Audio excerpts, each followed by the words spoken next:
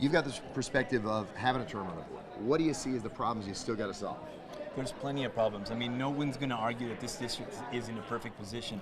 What we've been doing the last 4 years, quite frankly, is stabilizing this district. This district was in a downward spiral with school closures, budget deficits that nobody saw coming, and then on top of it, we weren't taking care of our teachers. That's why they left. Some of them anyways. So what we got to do is we got to make sure that we're focusing on our students, we're focusing on completing the unitary status plan, we're focusing on that 5-year strategic plan, because that is addressing a lot of the issues beyond our Latino and African American students. So we want to make sure that we're investing in all of our students, all of them, including our special education students, our ELL students, our athletes, our creative students. We got to make sure that we're addressing all those needs and the needs of our teachers and our employees in this district. What do you see as interfering with the district moving forward, and how do you beat that? Quite frankly, whenever we see these political cycles show up every 2 years, we have a lot of really degenerating language about this district. If you talk about a product, in a bad way over and over and over, people have this notion that this district is not worth it.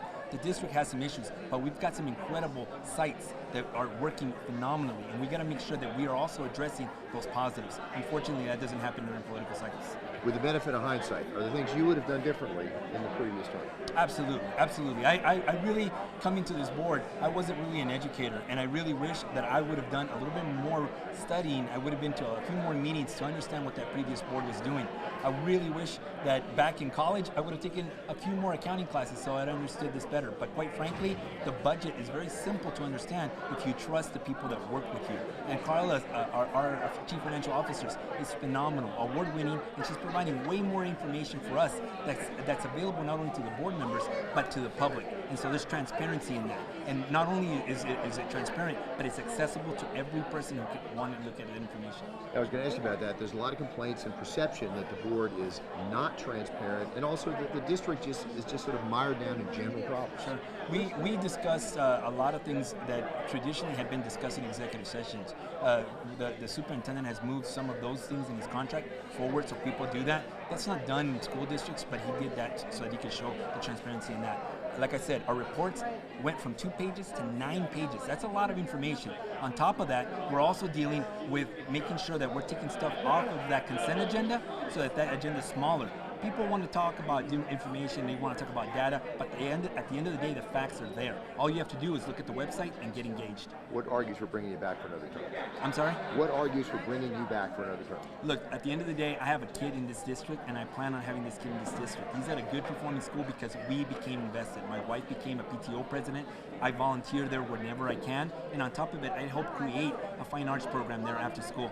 These are things that I want to continue doing not only in my son's school, but in other schools. We need to continue to support our schools collectively as a community because our economy depends on it. Now, you said the child is second grader? Yes, sir. So you're looking to a long future in this district for that child. At least another 4, but quite frankly, I want to make sure that other people have an opportunity to run for this office that are invested. I want young people to run for this office because they have a personal experience in this district, but they also have a personal stake. Okay, sorry. Okay, so make sure we got her. Yeah. I don't know if you got that last part. No, go ahead. Try that again, please. Sure. Sorry, I just got to keep people getting away. I got you. I'm sure she'll come back. But the idea is we got to make sure that we invest so that our students, our young people, are invested in the democratic process. Because at the end of the day, folks that don't have kids, folks that are older, they have a good perspective.